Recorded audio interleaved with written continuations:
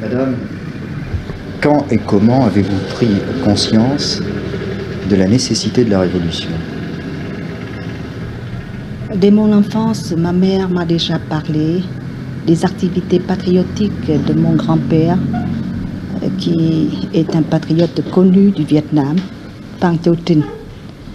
C'est pourquoi, dans l'année 44, avant la révolution d'août 1945, alors que le mouvement de résistance nationale sous le nom du Viet Minh s'organisa dans tout le pays, j'avais compris à ce moment-là qu'il était temps pour notre peuple de se lever pour briser le joug colonial et acquérir l'indépendance nationale, le rêve de tous les Vietnamiens. Avec la jeunesse de ce temps-là, je m'élançais dans la lutte, acceptant toutes les tâches qui m'ont été confiées.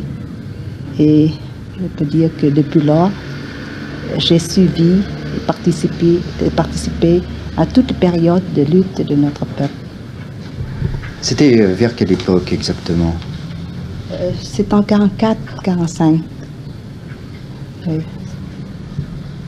Je voudrais savoir, toujours un peu à travers votre expérience personnelle, comment s'est organisée cette grande manifestation, parce que c'était sans doute pas tellement clair pour l'ensemble des Vietnamiens, cet appui des États-Unis à la France, et d'arriver à faire discerner l'ensemble du caractère de l'impérialisme et de la totalité des ennemis. Si justement la population des Saigon et du Sud-Vietnam avait bien compris très tôt le rôle que jouaient les États-Unis au Vietnam.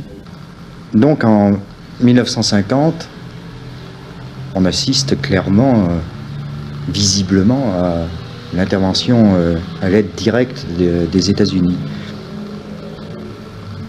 Peu à peu, d'ailleurs, progressivement, cette aide se renforce, devient de plus en plus matérielle, et déjà vers 1953, on voit apparaître un personnage, c'est Nixon, qui était vice-président des États-Unis et qui vient en tournée d'inspection au Vietnam. Comment alors à ce moment-là s'est développée la lutte qui était essentiellement politique, s'est renforcée, de quelle façon? De 50 jusqu'à 54, eh bien, c'est toujours la lutte armée, et aussi la lutte politique dans les villes et dans les régions occupées par l'ennemi. Les deux formes de lutte vont toujours ensemble. Mais à partir de 50, les mots d'ordre, nous avons ajouté, à côté de la lutte contre les colonialistes français, il y avait les impérialistes américains aussi. Parce que très souvent, quand on parle du Vietnam, on voit toujours le caractère lutte armée, la lutte dans les campagnes, mais on oublie un peu ce qui se passait dans les villes, le mouvement ouvrier par exemple. Quelles étaient ces caractéristiques à ce moment-là? Je pense que ce n'est pas seulement pendant la résistance que nous avons impulsé la lutte politique, mais de toujours, vous savez, nous avons donné à la lutte politique un rôle très important. Si vous vous rappelez la révolution d'août de 1945 au Vietnam, la prise de pouvoir par les Viet Minh, c'est-à-dire les forces patriotiques à ce moment-là, eh bien, on peut dire que c'est une combinaison très ingénieuse entre ces deux formes de lutte. Parce qu'à ce moment-là, notre armée était très petite. Oui, je disais qu'en 1945, notre armée était très petite. C'était des groupes de forces armées plutôt qu'une armée. Eh bien, grâce à la mobilisation de la masse, c'est-à-dire la lutte politique, combinée avec la lutte militaire, que nous avons pu prendre le pouvoir dans tout le Vietnam.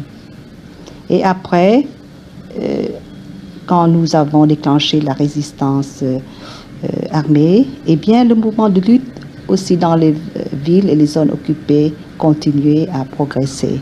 Et c'est le cas de Ségon. J'étais pendant la première résistance tout le temps à Ségon et je faisais partie du mouvement de lutte politique dans cette ville même. Et on peut dire que le mouvement progresse chaque jour et ils vont ensemble avec le développement de la lutte armée. Oui, je crois que c'est une chose qui est très importante pour nous et très intéressante parce que, effectivement, de la première résistance, on ne retient généralement que la guérilla et ensuite la guerre du peuple, sous ses différents aspects, mais on oublie un peu ce qui se passait dans les villes. L'organisation des syndicats, par exemple, les masses étaient mobilisées de quelle façon? Sur quel mot d'ordre?